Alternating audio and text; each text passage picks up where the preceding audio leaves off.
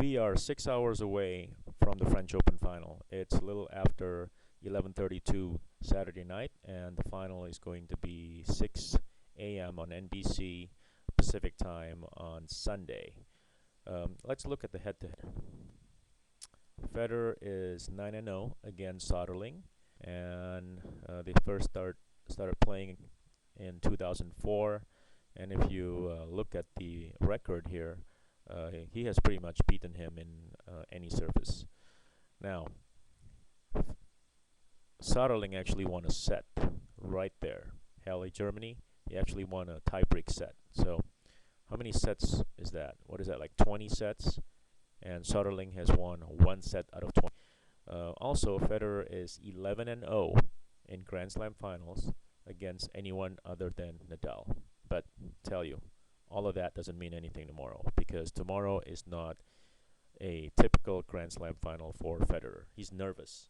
He's gonna be nervous, no doubt. I mean, we've seen him.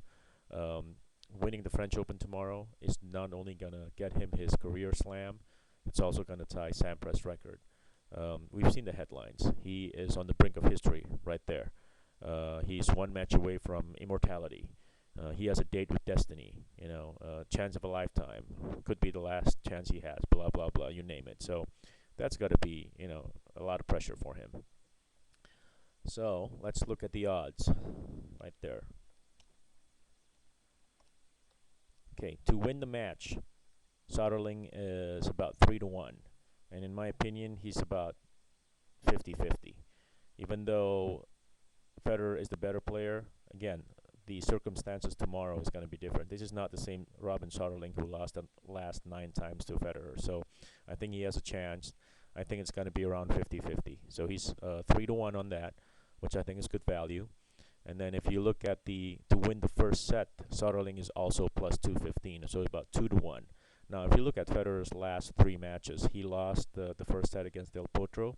He almost lost the first set against Game Fils, and then before that, he lost the first 2 sets against Tommy Haas. So the chances of Soderling actually taking the first set is pretty big. I'd say about 75%. Again, just because Federer is nervous. I mean, if this is just a regular Grand Slam match or Grand Slam final, Federer should win it like 6-2. But again, because of what's at stake, plus 215. Again, that's also very good value. But the best value that I see, or my highest recommendation here, is the third bet here, which is Soderling plus 2.5 sets. Basically what it is, as long as he only wins one set, doesn't matter, first set, second set, third set, whatever, it's minus 185. So here's a recommended portfolio. Soderling to win the match is 315. Let's say you put $50. If he wins that, you win 157.50. 50 times 315 times 3.15 plus your 50 back. If he wins the first set, he's about 2-1. So if you put 50, you win 107.50. And finally, on the minus 185 bet, which is for him to win at least one set, he's minus 185. So you have to put basically 1.85 units for every dollar you want to win. So if you put 300, you'd win 162.16. Now this is not my portfolio, by the way, because I'm not going to bet on him to win the match, because I'll be rooting for Federer. But just for you investors, this is good value. If you look at this, if he wins the match, and obviously you're going to win this bet here, you're going to win the third bet also, right? But not necessarily this bet, though, the second one. If he loses the match, but if he wins the first set, you're going to win the second bet and the third bet. You lose the first bet, which is okay, which you're still in profit. And finally, if he only wins one set, let's say Federer